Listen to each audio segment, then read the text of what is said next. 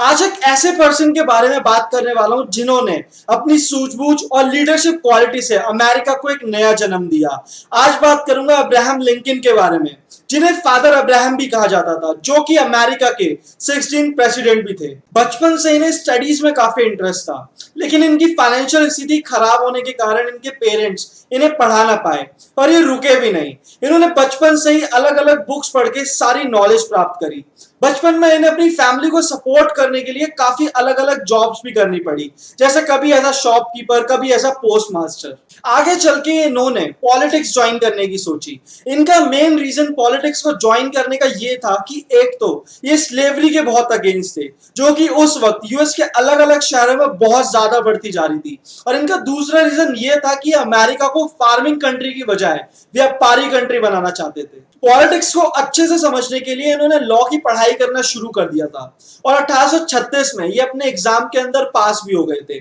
फिर इन्होंने कुछ समय तक एज अ लॉयर भी काम किया, और इस प्रोफेशन में इन्हें ऑनेस्ट एब के नाम से नवाजा भी गया। 1846 में इन्होंने एक सीट के लिए कंपीट भी किया, यूएस कांग्रेस पार्टी के लिए, जिसे ये जीत भी गए।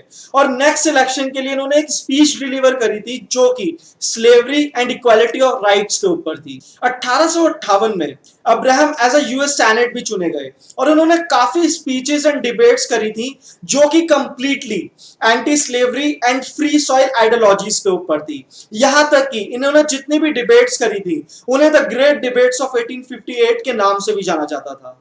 1860 में अब्राहम लिंकन यूएस प्रेसिडेंट के इलेक्शन के लिए खड़े हुए और जीत भी गए। एंड फाइनली 1861 में अब्राहम लिंकन अमेरिका के 16 प्रेसिडेंट बने। इन्हें नॉर्थ एंड वेस्ट से पूरा सपोर्ट था, लेकिन साउदर्न स्टेट्स को इनके प्रेसिडेंट बनने की बिल्कुल भी खुशी नहीं थी। वो इनके पॉलिसीज एंड आइडियोलॉजीज के कंप्लीटली अगेंस्ट थे। यहां तक कि साउदर्न स्टेट्स ने यह भी डिसाइड किया कि वो अपने आप को यूनियन से अलग करके एक नया नेशन बनाएंगे, जो कि कॉन्फेडरेट स्टेट ऑफ अमेरिका के नाम से बुलाया जाएगा।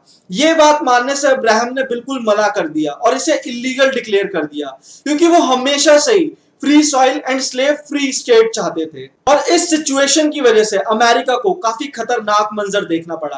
1861 में जब लिंकन प्रेसिडेंट बने, उसके एक महीने बाद ही सिविल वॉर स्टार्ट हो गई, और यह सिविल वॉर 4 साल तक चली, जिसमें लाखों अमेरिकन ने अपनी जान खोई। लेकिन फिर भी अब्राहम ने यूएस को पूरी तरीके से टूटने नहीं दिया, किसी तरीके से एकजुट करके रखा। फिर 1863 में अब्राहम ने एक इमेंसिपेशन प्रोक्लेमेशन इशू किया, जो कि जितने भी स्लेव्स थे उन्हें फ्री किया जाए, स्पेशली उन स्टेट्स के लिए जो कि लिंकन की आइडियोलॉजीज एंड पॉलिसीज के अगेंस्ट थे।